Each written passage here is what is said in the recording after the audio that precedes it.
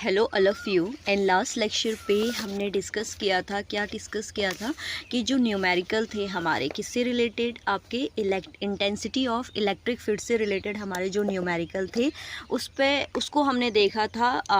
वे आपके बेसिकली कितने न्यूमेरिकल थे? 3 न्यूमेरिकल थे, सॉरी 2 न्यूमेरिकल थे। ठीक है, इसके बाद आज हम देखेंगे इसका पार्ट 9। ठीक है, अब इस पार्ट 9 में हमसे क्या कहा गया है, अगर हम इसमें देखें तो ये हमारे पास क्या है, आपके पास वैद्युत द्विध्रुव यानी कि इलेक्ट्रिक डाइपोल। क्लियर है?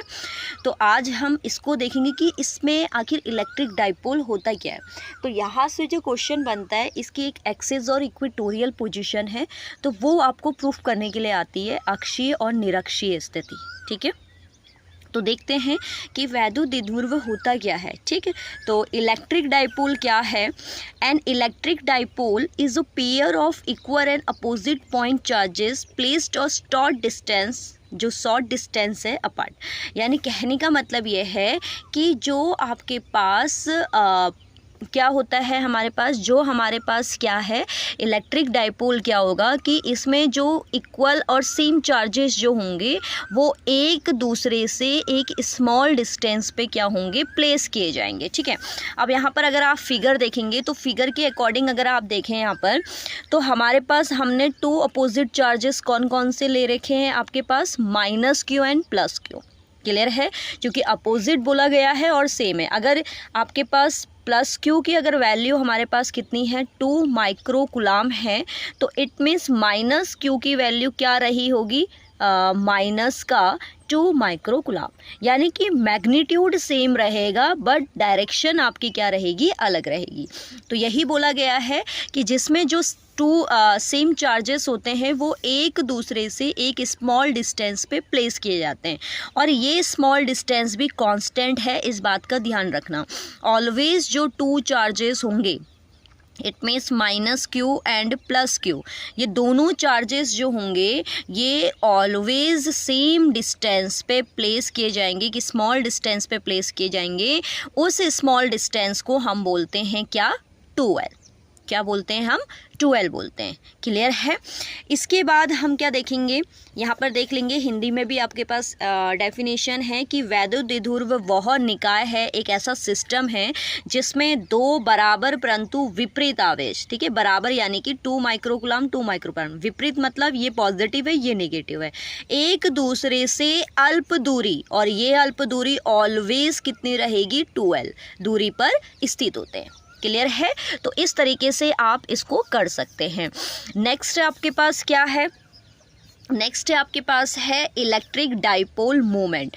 इलेक्ट्रिक डाइपोल मोमेंट क्या होता है, इसी का आघूर्ण, आघूर्ण मतलब होता है रोटेट करना, आघूर्ण का मतलब क्या होता है, रोटेट करना। ठीक है, तो ये किस तरीके से आपका फॉर्म होता है वो हम देखेंगे। तो जो वैद्युत द्विध्रुव आघूर्ण है यानी कि इलेक्ट्रिक डाइपोल मोमेंट है, इसके अकॉर्डिंग क्या होता है, इसमें अगर हम डेफिनेशन देखें इसकी, तो कोई भी एक चार्ज, या तो आप पॉजिटिव लो या आप नेगेटिव लो, कोई भी एक चार्ज और दोनों के बीच की जो डिस्टेंस है, ये दोनों के प्रोडक्ट को ही हम उसका क्या कहते हैं, डाइपोल मोमेंट कहते हैं।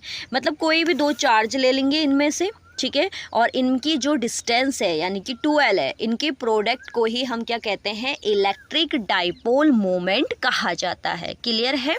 तो यहाँ पर देखेंगे आप डेफिनेशन को, तो डेफिनेशन क्या है आपके पास कि the product of one charge and the distance between the charge is called the magnitude of the electric dipole moment.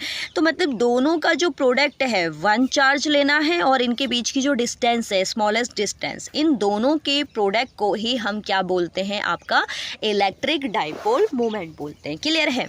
तो यहाँ पर अगर हम देखें तो हमारे पास इलेक्ट्रिक डाइपोल मोमेंट का फॉर्मूला क्या होता है, Q × 2l, कोई भी एक चार्ज और दोनों के बीच के डिस्टेंस के प्रोडक्ट की क्या होती है, इक्वल। अब यहाँ पर आप देख रहे हैं P, तो यानी कि ये जो P है, ठीक है, इसी P को बोला जाता है इलेक्ट्रिक, क्या बोला जाता है, इलेक्ट्रिक डाइपोल मोमेंट। इसी चार्ज को इलेक्ट्रिक डाइपोल मोमेंट बोला जाता है। क्लियर है? और इसके अलावा जैसे यानी कि वैद्युत द्विध्रुव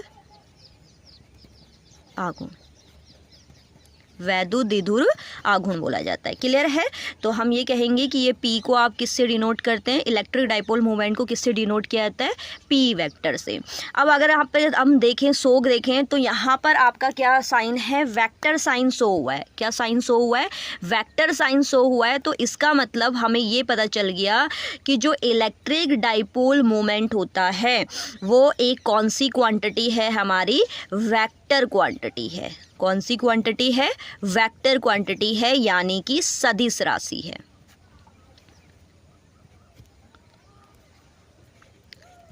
सदिश राशि,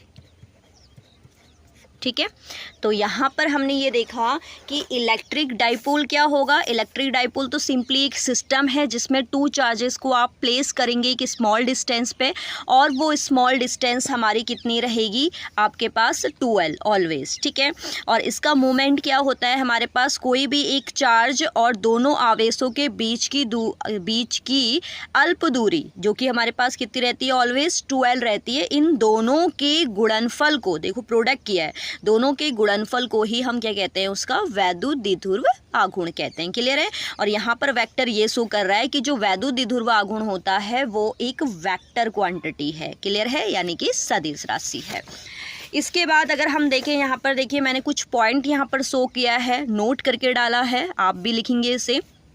क्या है, it is a vector quantity, यानी कि एक वेक्टर क्वांटिटी है, सदिश राशि है, जिसकी direction always negative to positive होती है। ये यहाँ पर आपका ध्यान देने वाली बात है। इससे पहले हमने इलेक्ट्रिक फोर्स लाइंस को पढ़ा था, तो इलेक्ट्रिक फोर्स लाइन में हमने ये पढ़ा था कि उसकी जो डायरेक्शन थी वो पॉजिटिव टू नेगेटिव थी। बट यहाँ पर हम ये देख रहे हैं कि जो इलेक्ट्रिक डाइपोल मूवमेंट की आप डायरेक्शन लेंगे वो ऑलवेज नेगेटिव टू क्या लेंगे, पॉजिटिव।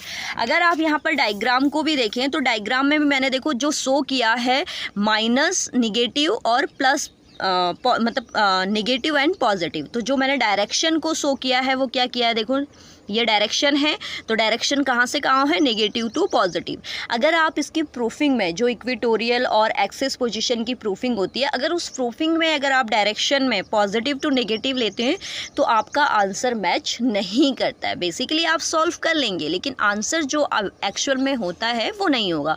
तो यहाँ पर आपने दो चीज़ ध्यान रखनी है कि जो इलेक्ट्रिक डाइपोल होता है, इलेक्ट्रिक डाइपोल मोमेंट होता है, वो एक वेक्टर क्वांटिटी है, यानी कि सदिश राशि है, और इसकी दिशा हमेशा ऋणायन से धनायन की ओर होगी, यानी कि नेगेटिव टू पॉजिटिव होगी। ओके, इसके बाद है हमारे पास क्या, यूनिट ऑफ पी।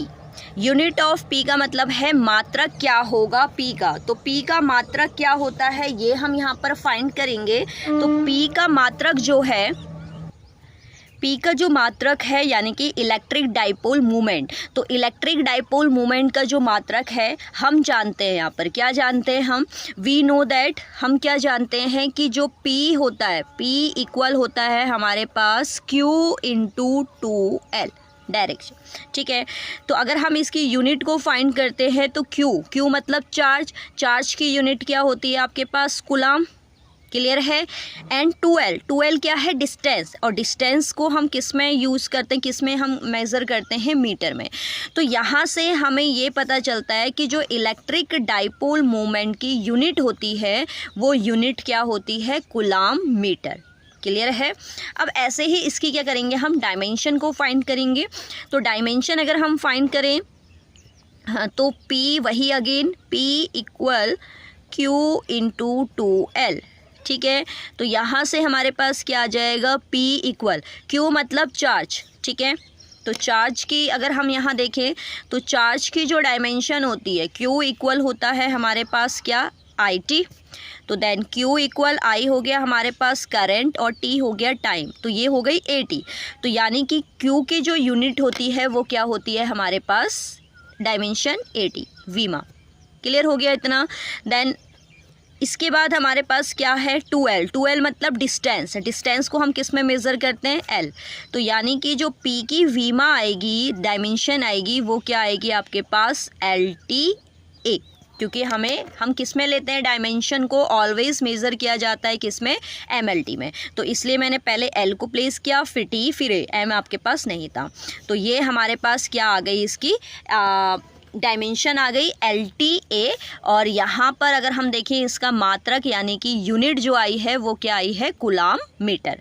ठीक है, तो आई होप आपको ये डायमेंशन, यूनिट और इलेक्ट्रिक डाइपोल मोमेंट होता क्या है और इलेक्ट्रिक डाइपोल क्या होता है इसके बारे में अच्छे से पता चल गया होगा। तो यहाँ पर इस चैनल में आपको प्रॉपर नोट्स भी प्रोवाइड कराए जा रहे हैं, जो कि आपको जिस हिसाब से आपको डेफिनेशन फॉलो करनी होती है एग्ज़ाम में। ठीक है, तो अभी हमारे टॉपिक चल रहे हैं चैप्टर फर्स्ट के, इसके बाद हम NCERT के जो क्वेश्चन आंसर्स होते हैं, एक्सरसाइज होती है, ठीक है, उस एक्सरसाइज पे डिस्कस करेंगे। तो नेक्स्ट लेक्चर पे हम इलेक्ट्रिक डाइपोल मोमेंट्स के से रिलेटेड जो आपके पास क्या है, टू प्रूफिंग्स है, एक्सिस पोजीशन और इक्वेटोरियल पोजीशन, उस पर हम डिस्कशन करेंगे। ठीक है ना, तो आई होप आपको ये लेक्चर समझ में आ रहे होंगे। तो इनको ज़्यादा से ज़्यादा शेयर करिए, लाइक करिए। ठीक है, और मिलते हैं नेक्स्ट लेक्चर में, तब तक के लिए बाय बाय।